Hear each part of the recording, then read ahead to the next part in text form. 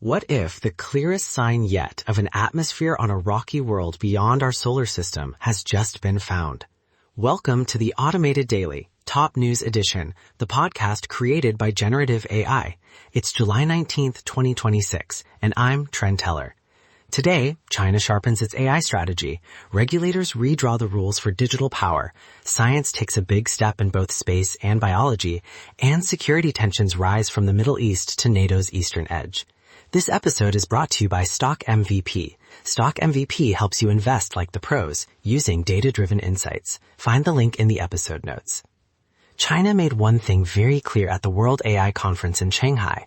It wants to be seen not just as an AI builder, but as a rule maker. President Xi called for international cooperation over any one country dominating the field, and Beijing backed that message with a new intergovernmental group based in Shanghai that already has support from 29 countries. At the same time, China is pushing open AI models as a cheaper, more accessible path for other nations. That argument gained real weight with Moonshot AI's release of Kimi K3, an open-weight model that reportedly comes surprisingly close to the very best American systems. The bigger story here is not only technical progress, it's that standards, access, and influence are becoming just as important as raw computing power in the global AI race. Regulators are also moving fast on the question of who gets to control AI access. In Europe, the Commission has ordered Google to make Android more open to competing AI assistants and to share some internal search data with rivals under the Digital Markets Act. The idea is to stop Google from using its existing strength in search and mobile software to lock in Gemini as the default intelligence layer. Meanwhile, in China, authorities are taking a very different approach, cracking down on AI companions. Platforms are being told to block virtual partner services for minors and reduce features that encourage emotional dependence.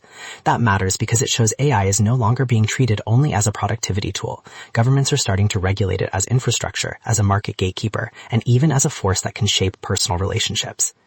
In space, there were two notable milestones, one very far away and one much closer to home.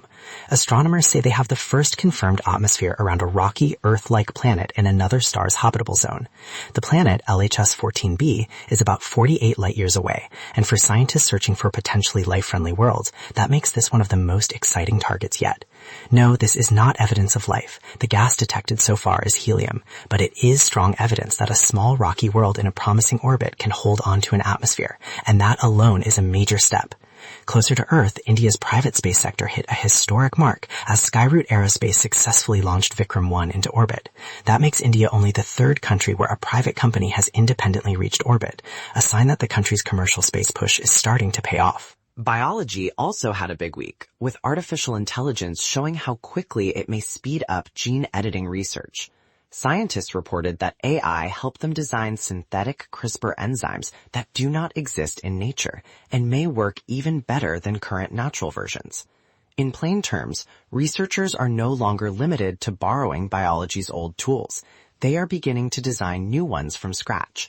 That could eventually matter for medicine, agriculture, and lab research.